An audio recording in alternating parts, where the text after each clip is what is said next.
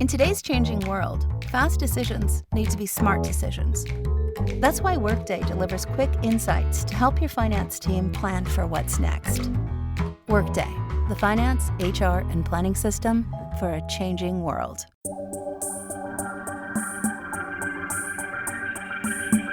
Here's your money briefing from Monday, March 22nd. I'm J.R. Whalen for the Wall Street Journal. Stimulus payments are one of the headline items from the new federal coronavirus aid package, but there are plenty of other potential benefits to know about, especially for families. So many of the benefits are skewed towards children this year. Our tax reporter Laura Saunders has been going through the aid package, and coming up she'll run through the benefits, including how some middle-class families can reduce their income legally to qualify for more. That's after the break. In today's changing world, fast decisions need to be smart decisions. That's why Workday delivers quick insights to help your finance team plan for what's next. Workday, the finance, HR, and planning system for a changing world.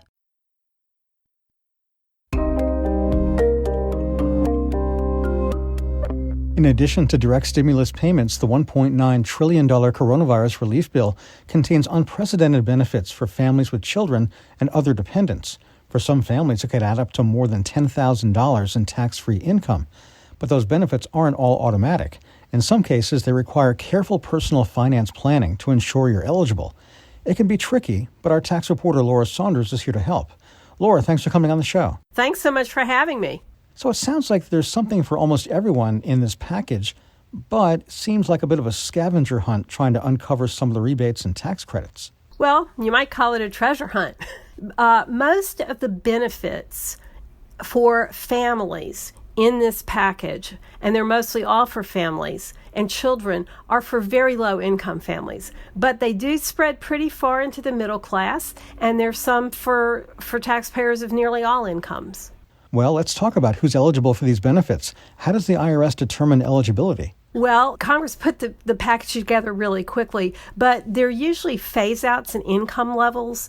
And this year, one of the big sort of inflection points is $150,000 for a married couple filing jointly, half that for a single person, or $112,500 for a head of household. And that's important because so many of the benefits are skewed towards children this year.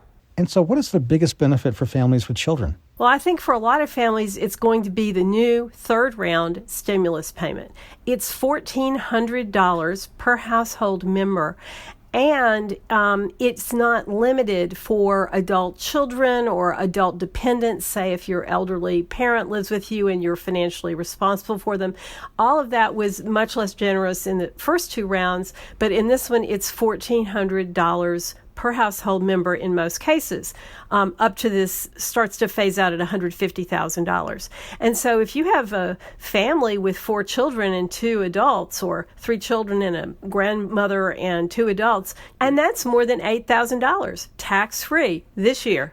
Now, people in families above the income threshold you mentioned, they can still take advantage of some of these benefits. But how do they do that? Well, it's complicated, but I'm going to try to explain it. So the phase-out for the stimulus payments, there are other phase-outs for tax credit, child tax credits, and things like that. But the phase-out for the stimulus payments begins at $150,000 for a couple and ends pretty quickly at $160,000. Now, if you don't qualify for it right now, based on your 2019 or 2020 income that the IRS already has, you can still get it on your 2021 tax return. And what happens is if your income is low enough, you can qualify for those payments through the tax return. So you would get it probably next spring. So you could take steps to lower your income, like by contributing. These are legal steps to lower your income. Say, a couple, if they have access to 401k plans or HSAs or dependent care FSAs or healthcare FSAs, if you fully fund those, that's well over $50,000 reduction in income. And so that might take some people out of the phase-out territory where they don't apply and put them back into the territory where they do qualify for the stimulus payment.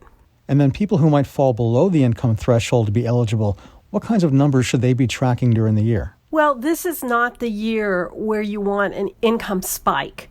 If you're something below $150,000 for a couple, or the other numbers I mentioned for single or head of household filers, if you're below these thresholds, try not to have a spike for some other reason. A windfall, a stock sale, not an inheritance, because that doesn't count, but a big giant bonus at work or something like that. That could really knock you out of a lot of benefits this year, and they're just for this year. So if you can move it around a little, that would be good. Now, there are also new benefits for childcare expenses in the package. Can you take us through those? We have these credits for children, and they're larger because there's an extra credit of up to $1,600 per child under age 6 and $1,000 per child up to age 18 this year, which is higher than in the past. So you have a basic $2,000 child credit, possibly $1,600 more, or possibly $1,000 more. So that's a really important thing to know about. And then those also have phase-outs that start at $150,000, but they don't end so quickly. So that maybe if your income is well above $150,000, you might get a partial credit. But then even for people who have higher incomes than that, Congress expanded dependent care flexible spending accounts.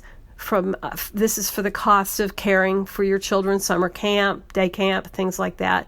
The limit on those accounts has gone from $5,000 to $10,500 for 2021. That's one thing.